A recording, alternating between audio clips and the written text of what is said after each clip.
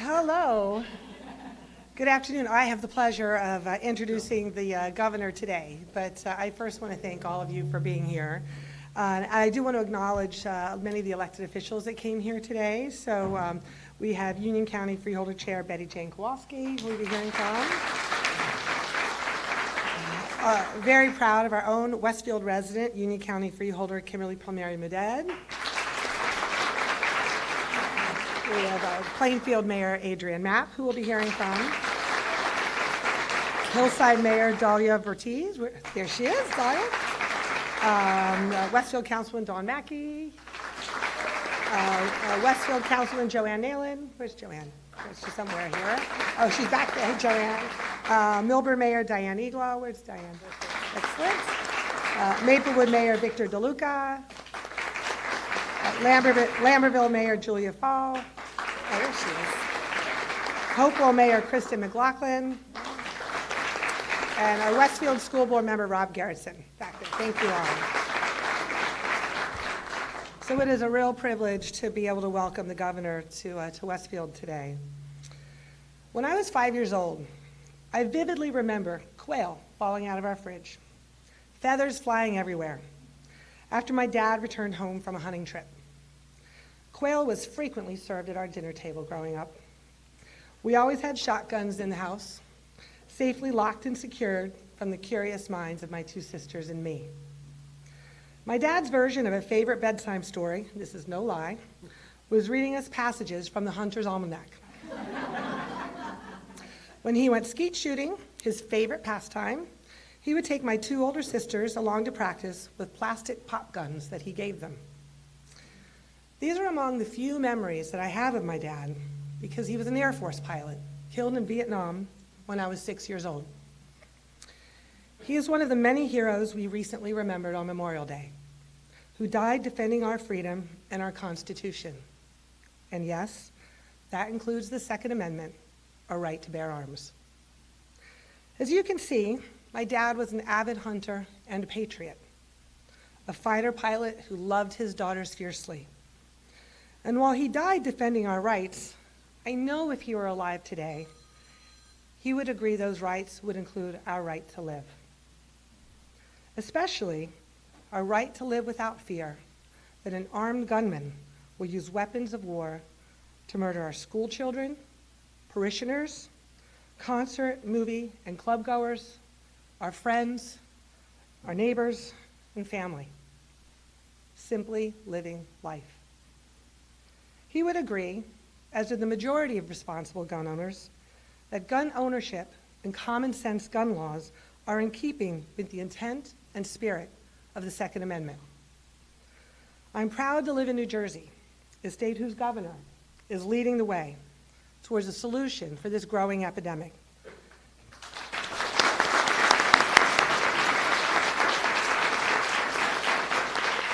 That includes focusing not just on sensible gun laws, but also on the mental health of those who have them, especially for teen suicide prevention. I want to thank Moms Demand Action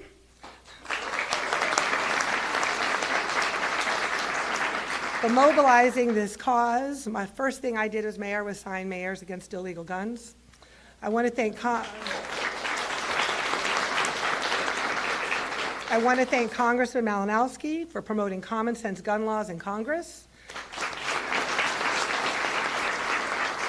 And to Governor Murphy for your leadership and support of our right to live without fear. And I have to thank our amazing Westfield Police Department for the professionalism and commitment they've shown, along with all dedicated law enforcement officers, reflected in the efforts of them in averting every parent's worst nightmare last week. And a special shout out to the leadership of our amazing Chief Chris Badalora.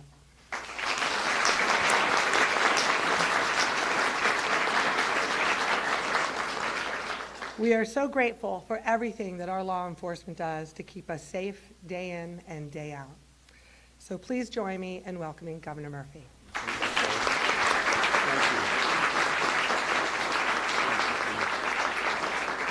Thank you all. What a treat it is to be here today. As many of you may recall, I'm the former U.S. Ambassador to Germany, which means, among other things, I pride myself for being on time. So forgive me for being a few minutes late. But there was a good reason for it, and I'll get to that in a minute. Again, good afternoon, everybody. Thank you so much for coming out.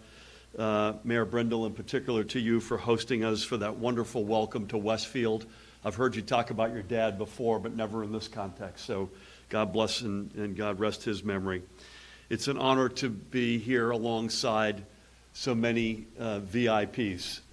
In particular, standing up with me, Freeholder Chair and dear friend Betty Jane Kowalski, Mayor Adrian Mapp, obviously Mayor Brindle, and my senior advisor, our senior advisor on gun safety, Bill Castner. So to each of the speakers today, I take my hat off to you. Thank you. We have as well a passel of elected officials. This is a murderer's row here, so thank you all for coming out today. We have activists. We already heard we had moms in the house. The Brady campaign is also in the house, so we've got...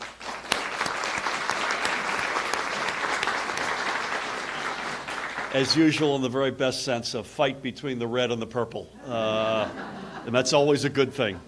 And Brady's chairman, not just in New Jersey, but nationally and internationally, Kevin Quinn is here. So, Kevin, great to have you. And I think we all join and echo Shelley's comments to salute the women and men of local law enforcement right here in this great community, whose quick actions last Thursday led to the arrest of a man armed with a handgun loaded with hollow point bullets and transporting an additional 130 rounds of ammunition and waiting in one of Westfield's elementary school parking lots. And so to all of the moms and dads here, and that includes my niece, Rachel Latessa, who's a Westfield mom, on behalf of all of us, we salute the extraordinary and heroic efforts. I don't think anyone here wants to even imagine what could have happened had the Westfield police not acted with the speed, professionalism, heroism, and focus that they did.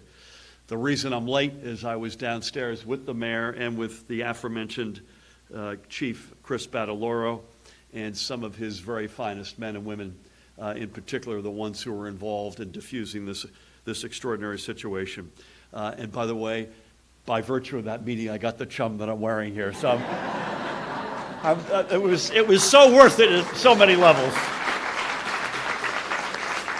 So now I get to fly. Mayor, forgive me. I'm flying the Westfield colors. I'm looking forward to coming to Plainfield soon and fishing for chum over in your neck of the woods.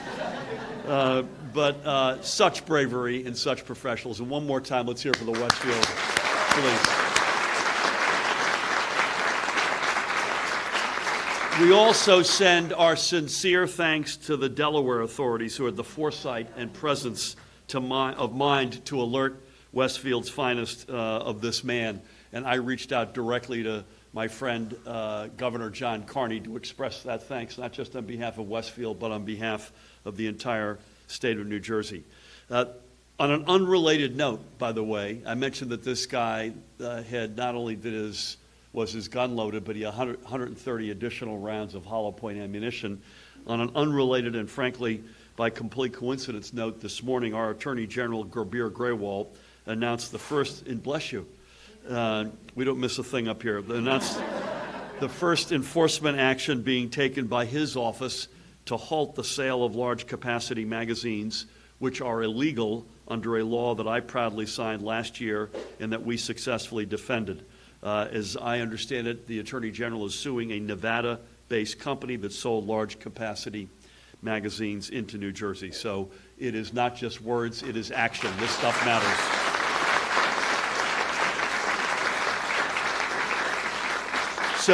So these advances show that our gun laws work. They show how we can come together and make them work.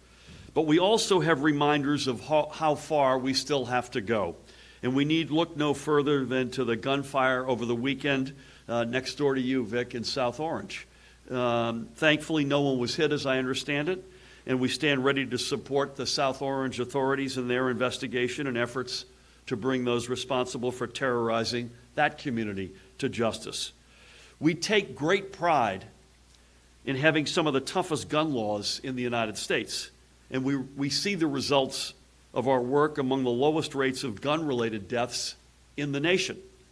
We have acted in the names of our communities and families, and we have been spurred on by the tragedies across our nation that have continuously forced us to reevaluate our efforts and propose new ones. My wife's family still largely lives in the community of Virginia Beach, Virginia, and only a few weeks ago there was an awful event there. One of those other times was following the unspeakable tragedy at the Tree of Life Synagogue in Pittsburgh last October. In the days following that event, I joined with the Attorney General, State Police Colonel Pat Callahan, Senior Advisor Bill Castner, many advocates in this room, lawmakers from both the Senate and the Assembly, and experts to unveil additional steps to keep our communities safe. We put forward a four-part plan, not to get too complicated, but the four-part plan encompasses today 13 different bills. And the elements are as follows. One, to close loopholes to make it easier to go after gun traffickers. That seems common sense.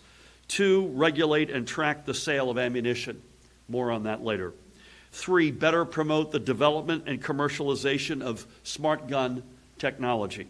And four, invest in community-based nonviolence and gun violence prevention programs. I want to thank explicitly and publicly the majority leaders Loretta Weinberg in the Senate and Lou Greenwald in the Assembly for being aggressive gun violence prevention champions and for helping advance these initiatives. And I thank Speaker Craig Coughlin for posting all of these bills in the Assembly for a vote. This week, I was informed that Senate President Sweeney is expected to post some of the bills in this package. And that is a good thing, indeed. But we need more, and we need it now. What is being left out are bills that would enact meaningful ammunition regulation and firearms ID modernization and training, and those are big omissions. Let me speak to the ammunition bill in particular. And by the way, I don't think this is that complicated. Bill and I were on the phone earlier. This is common sense stuff. As Bill reminds me, a gun without ammunition is a paperweight. So let's keep that in mind. So the bill would require a photo ID to purchase ammunition, for retailers to keep an electronic record. You'd be shocked by how much of the records today are still on paper, and to report any purchases of ammunition to the state police. That's it. Photo ID, electronic record, report any purchases to the state police. It's a common sense way to ensure gun traffickers can't buy ammo and that highly suspicious purchases are properly tracked by the state police. With what we saw in this community last week, there's no reason not to pass this bill. As I mentioned, across the hall, the Assembly stands ready to pass all of these bills with a commitment to look to even more reforms. Meanwhile, the Senate President removed entirely from the budget, this is unrelated but important to note, my proposal to bring New Jersey's gun licensing fees into the 21st century. They were last, by the way, established in 1966. So now we're looking at more of the same.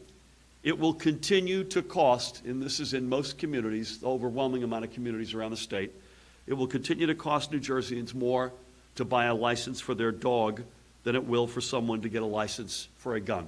And that's a fact. And in that vein, 2 days ago, a Senate committee released common sense legislation to prohibit the leasing of cats and dogs. Now, I'm a dog guy, so I view this as a good step.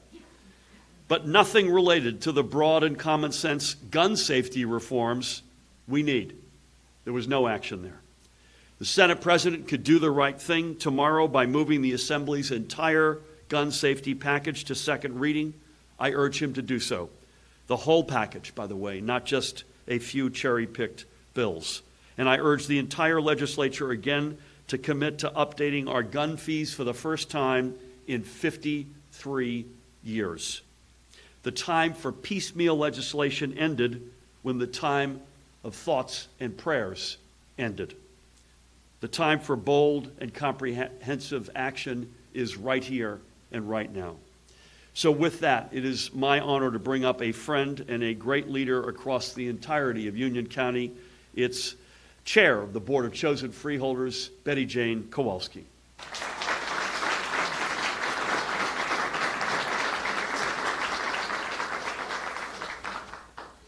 Thank you, Governor. We are always happy to have you here in Union County. And your staff, anytime that you can be here is a good day for Union County. We're proud to support the new laws from the governor and the state legislatures to improve gun safety in New Jersey for all of our residents. And as the governor said, we already have some of the strongest gun laws in the country. However, more action is required to stop the 2,000+ shootings that occur each year in New Jersey. The recent incident here in Westfield, where a man from out of state was arrested with a gun with more than 100 rounds of ammunition, and it was mentioned by the governor, hollow point, which are so deadly, hollow point bullets, has spurred our resolve to address the issue of gun violence. Our governor and legislators have responded to the public demand for stronger laws. The 6 new gun safety laws signed by Governor Murphy last week will help to protect our residents. A bill sponsored by Assemblyman Holly, Greenwald, and Moriarty, and Senator Greenstein requires background checks on people who buy from or have guns transferred to them by private dealers. Another bill from the same sponsors tightens the requirements to show a need to carry a handgun in public. Yet another law requires the maximum capacity of ammunition magazines, reduces the maximum capacity from 15 to 10 rounds. And I and my freeholder colleagues urge the Senate to post the ammunition bill and the other bills that the governor has proposed. These laws will not end gun violence in our state, but they are steps in the right direction. We thank our governor, our state legislators for identifying the need and taking action for public safety. And of course, I must thank Mayor Brindle for hosting today, and thank the Westfield Police and all of our law enforcement officers around the county. We stand with them, our local officials, law enforcement, and grassroots organizations. Together, we must work towards eliminating gun violence and create an environment where our children can live without fear of a stray bullet. So thanks to all of you, and thanks to Moms Demand Action, and thanks to everyone for supporting these important pieces of legislation, and especially thanks to you, Governor. Thank you, BJ. Thank you. Thank you, BJ, and thank you for your leadership in this extraordinary county, which is filled with a whole collection of some of the best communities in our entire state. Westfield is certainly one of them, and another one is Plainfield. Please help me welcome its mayor, another terrific leader, Adrian Mapp.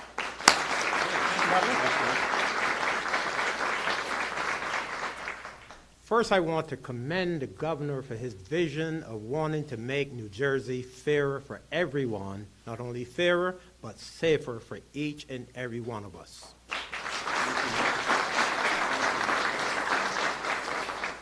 A tragedy was averted here last week, and in large part due to the work of our men and women in uniform who have taken the oath to protect and to serve. But make no bones about it, gun violence is the plague of the 21st century. It is a public health hazard that must be treated as such. And we can no longer, or should no longer, stay on the sidelines and watch as innocent lives are taken each and every day. And so we have an obligation as residents of every community where we live to make sure that we advocate, that we put pressure where it should be placed on elected officials at the local, state, and national levels. We must make sure that there's comprehensive gun control legislation that is implemented immediately. We can no longer wait. Prayers without action means nothing. And we have seen over and over again the number of lives that have been lost, that have been sacrificed as a result of gun violence. And so I have a healthy respect for the Constitution and for the Second Amendment. But I have a greater respect for the right to life, liberty, and the pursuit of happiness that every human being is entitled to. And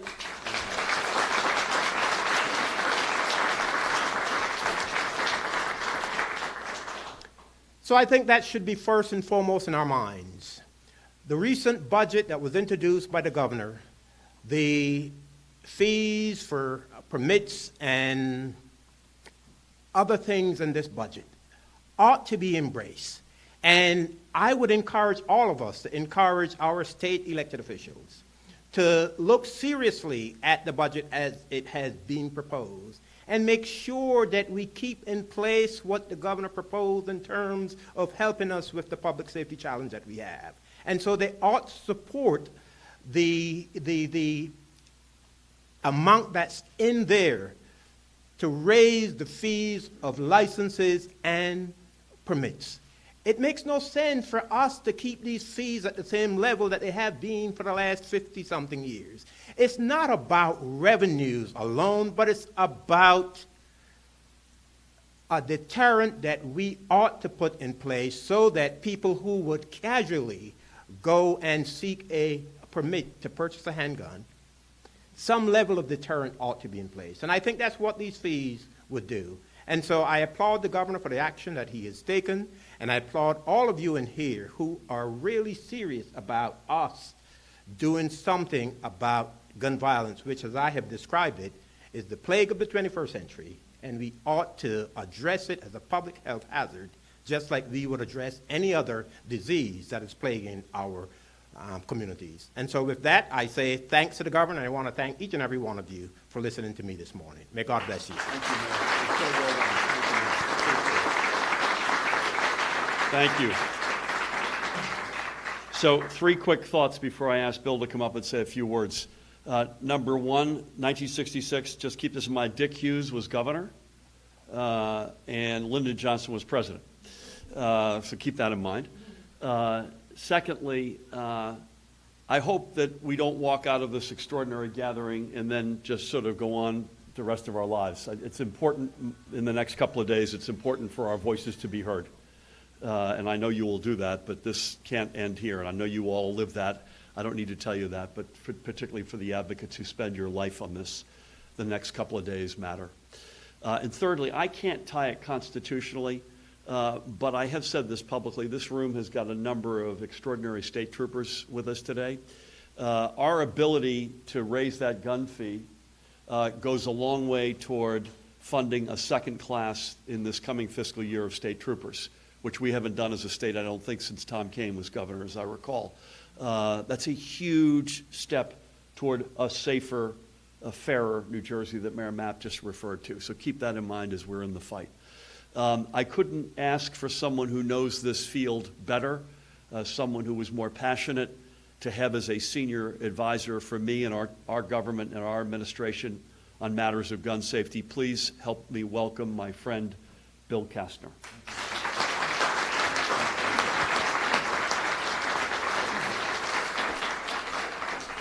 Thank you to Governor Murphy for his continued commitment to addressing gun violence in the state of New Jersey.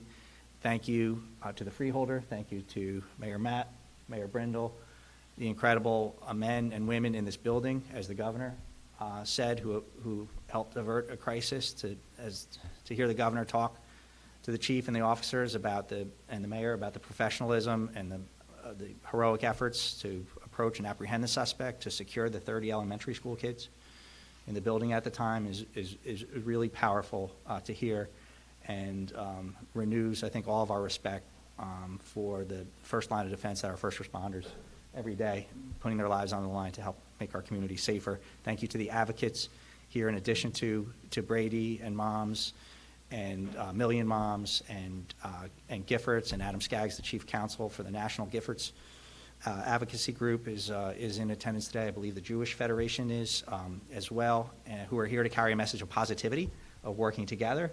It was testimony of the advocates on Monday that far outweighed the proponents of the status quo, which is what led to the passage of these committees, these bills out of the Assembly Committee.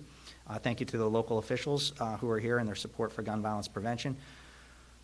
The governor's right. We have among the strongest gun violence prevention laws in the United States, and we have among the lowest per capita gun violence deaths in the United States. This is not terribly complicated. The greater access to firearms and ammunition leads to greater gun violence. It is that simple. And I completely agree with the governor that the legislature, particularly Senate Majority Leaders Weinberg and Greenwald, have been incredible champions, forceful champions, to get this 2.0 package up and running since October.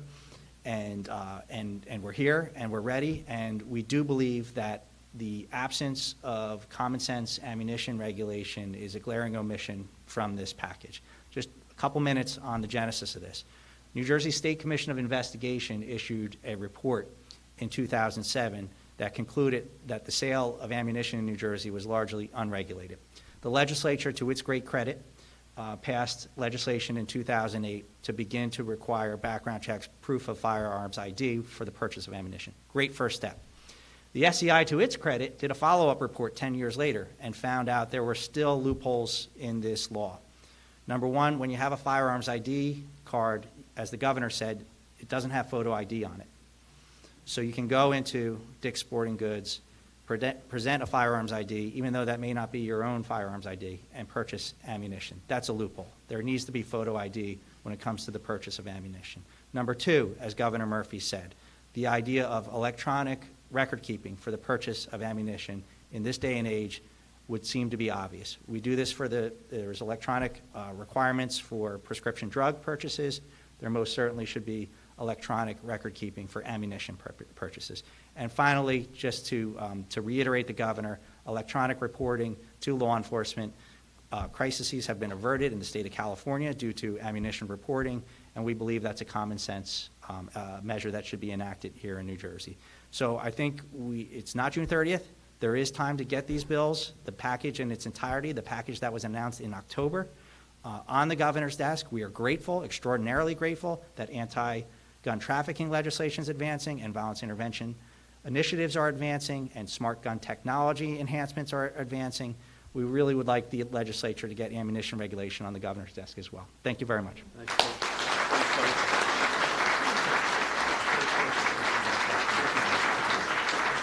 Well done. Well done. Thank you, Bill. And it must be said, by the way, which is why that action I mentioned that the Attorney General took this morning is so important, among others, where we're naming and shaming other states that send illegal guns into New Jersey, naming and shaming manufacturers that do so.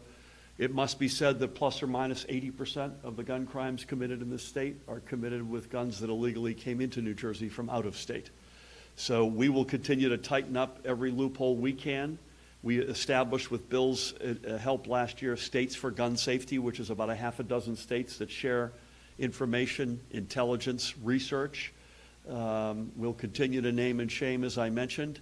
We'll be aggressive, but there's nothing like federal action. So please, God, we get an administration in Washington someday, as well as a Congress who are prepared to do all of that. Amen.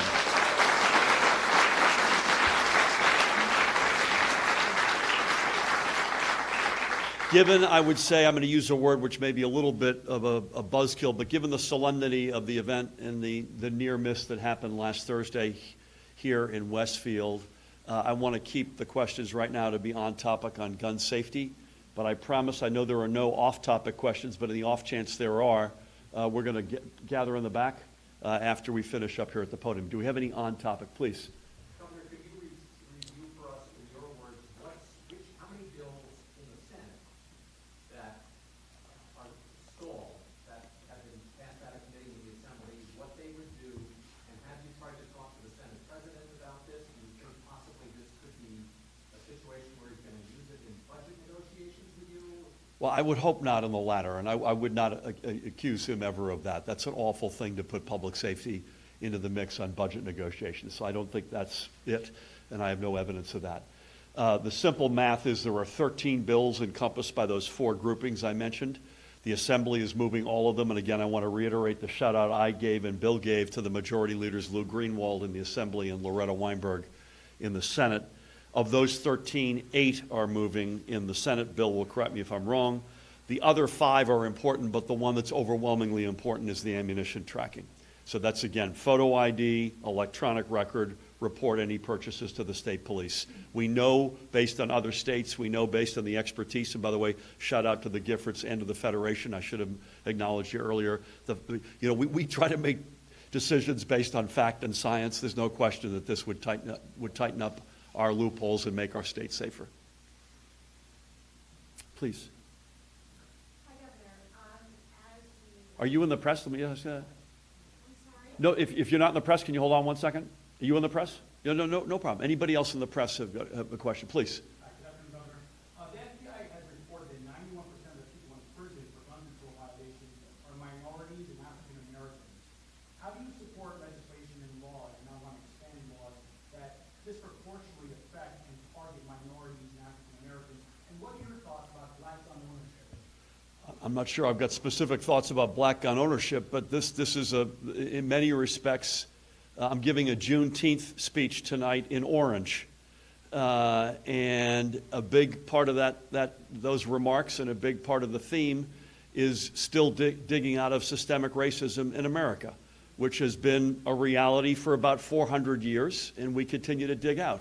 And whether that's the war on drugs, whether it's 600 people will be arrested this week in New Jersey on low-end marijuana possession crimes, the overwhelming amount of whom will be persons of color, whether it's a criminal justice system that doesn't do right by folks before they get into it, while they're in it, or when they get out, overwhelmingly persons of color. All of it is completely unacceptable, and we cannot accept the status quo. It's why we stood up a criminal justice reform commission within days of my coming into office. It's why we are tackling as best we can wealth disparities. It's why we want to legalize adult use marijuana, not for the money, but for the social justice piece of it. And that runs through the entirety of our society, including guns. The status quo is unacceptable. Others, please.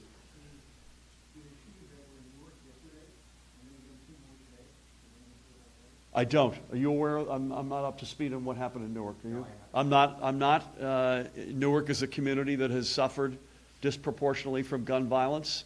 And again, if you take steps like this, I mentioned Orange the other night. I mentioned out of state, Pittsburgh, Virginia Beach. It's a daily drumbeat. In fact, if anything, I think we gravitate toward the big, awful tragedies, and we ignore at our peril the day in and day out drumbeat of gun violence, particularly in our urban communities and communities of color. David. Governor, why isn't... David, did you cover the increase in the gun fee in 1966? Just between us? I appreciate that. I knew my chin was way up. So the question is, why isn't this proposed increase in fees not just impacts on law-abiding gun owners? I don't know any or many criminals who are deterred from committing crimes with handguns because they don't want to pay an extra fee. It's a question of equity. So I echo Shelley said this. I think Mayor Mapp said this. I got no issue with the Second Amendment, but I do have an issue with unfairness and inequity. So if you've got a fee that hasn't been raised in 53 years, it's not that I'm begrudging their right to own a gun. It's, come on, that's not right. Let's get it up to something that's more normal. You look at any other license. I mentioned dogs. I by the way, I did not go to town on cats, which I will leave aside separately. I don't have a lot of sympathy there, but it's a question of fairness. It's not a question of holding it against them. It's a question of fairness. One more, please. What would be your answer to somebody that can barely afford the fees right now and has to work extra time and overtime to be able to exercise their Second Amendment right? Can you name any other constitutional right to get the fees to exercise? What about the people that live in low income areas? Would you support an exemption that if they fall below a certain poverty level, they'll be able to not pay the fees? I'd be open-minded, but I'm not open-minded to leaving it for everybody at $2, period. You have a quick... I'm leaving the Fourth Estate for a quick comment. Sorry, I'm not. Oh, no worries. I'm the co-founder of Westfield Bless you. Oh, bless your heart. Yes. So we have, what, 2 days to put pressure on our legislature? Well, you have till June 30th theoretically, but tomorrow they're gathering. Okay, so we have 24 hours. And You do have more than that, but this is a particularly pregnant 24 hours.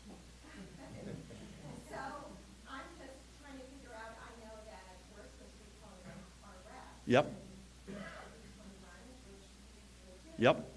How does everybody feel about calling Senator Sweeney directly, and is that appropriate? I will leave that to that strategy. I'll get Bill to come over and maybe strategize with some of the activists. How have the conversations gone with LD 21, by the way? Friendly?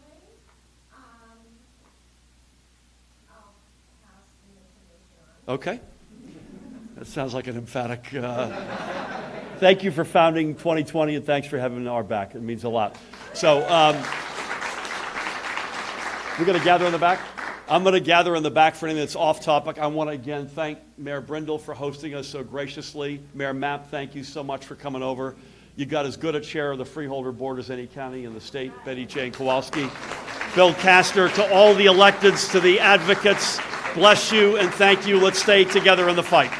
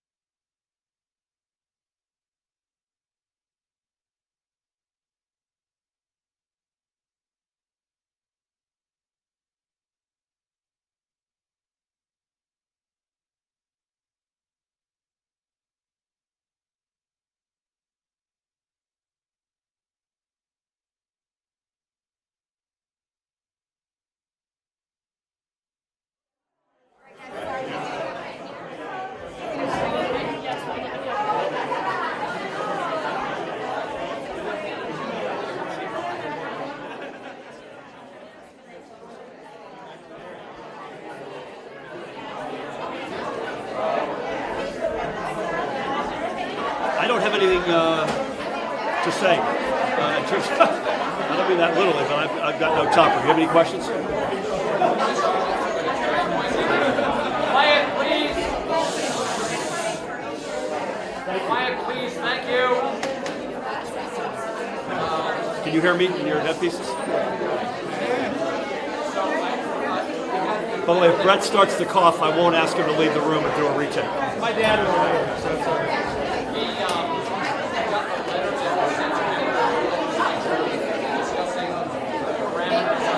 Yes.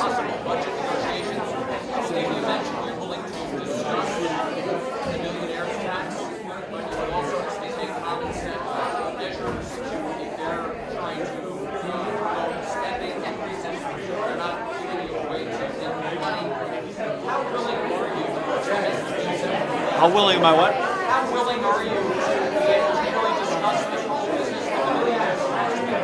It seems to be a crucial issue. I think it is, the millionaire's tax is a very crucial issue, but it's broader than that. So that letter summarizes what we believe in totality. A lot of the investments that we started last year we've continued in the budget that we got back out of the hearings, and that's a good thing. So I don't want to make light of that. There have been some cuts that we think are tragic and potentially fatal, in particular the community college opportunity grants, which is a wildly, overwhelmingly successful program, which I launched, by the way, in Union County at the county college. But the bigger issue is really on the revenue side.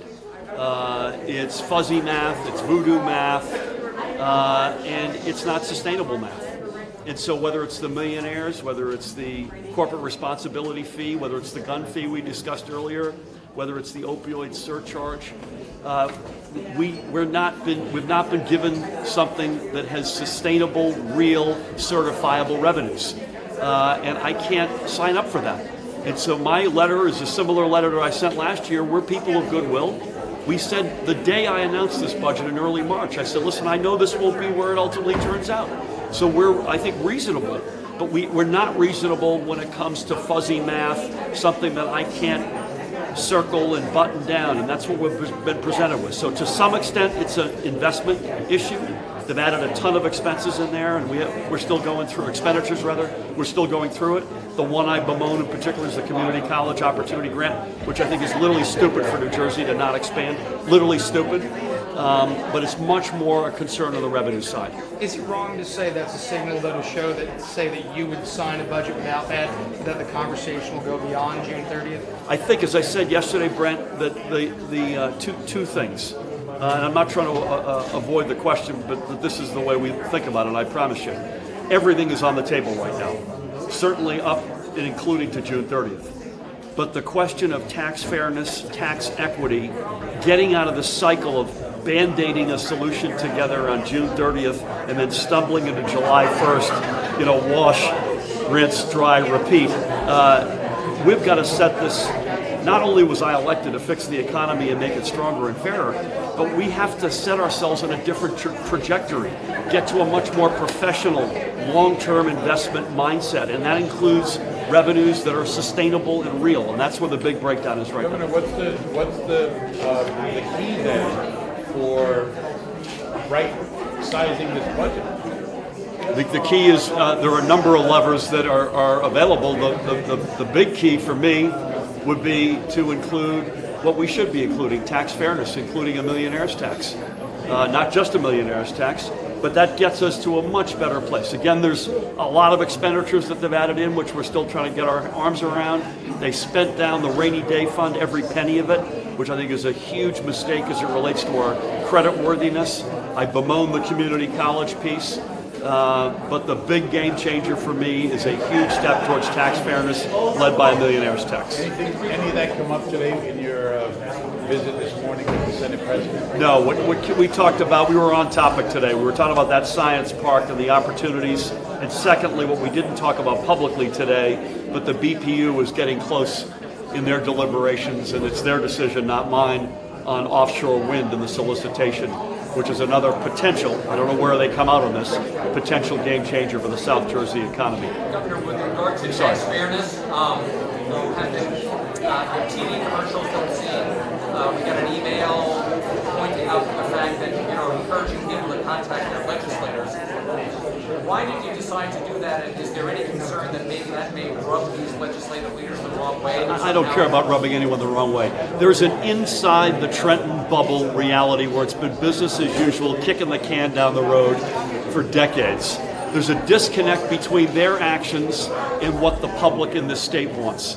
72% want a millionaire's tax, and I could go through all sorts of other areas where the gap is wide. I got elected by them, not by these folks. I got elected to come in and change the way Trenton does business and to achieve that stronger, fairer state that works for everybody. I'm a reasonable guy. I've given these folks and continue to give these folks ample opportunity to find common ground. I'll continue to do that. But at the end of the day, I was elected by them, not by these folks. And I don't know that I answer this in as full-throated a way as possible. Tax fairness, we'll be talking about tax fairness no matter where we come out, I promise you, on July 1, September 1, December 1, and on into the future until we crack the back. Sorry, 1, 2, thanks. When you say everything's on the table, talking about shutdowns, in this state, Everything is on the table, literally soup to nuts. The whole spectrum is on the table, please. New Jersey Transit. Yes. This morning, the lines in Trenton went down. They shut down the entire line. Do you have any comments on that? I did not see what happened in Trenton. I've been on the road. The good news is we're making a lot of progress in NJ Transit. That's the good news. The more challenging news is that we're having another summer challenge here for the next several months. Please God, it's better than what's happened in the past when Amtrak has done similar work on the tracks. And the other challenge is this: when we don't bat 1,000, it doesn't matter if I say we're making great progress. If it's your train that didn't work that day, you're frustrated, I don't blame you. And I won't be happy until we bat 1,000. Last question, please. Attorney General Grewal stated that he has personally signed Graves Act waivers when he was prosecutor, so that honestly, The which Act waiver? Graves Act waivers, Yeah. It's mandatory sentencing if you're charged with any type of gun crime. But he said that his goal was to go after nefarious activity, and basically stating that the laws go overboard, and that honest people sometimes get caught up, honest mistakes, they know the laws really well, so he gives them Graves Act waivers. Why don't you include that in the laws? Why don't you give exemptions for people that aren't? I will defer to the Attorney General on that. Good question, but I'll defer. Thank you, folks. I appreciate your patience. Be well.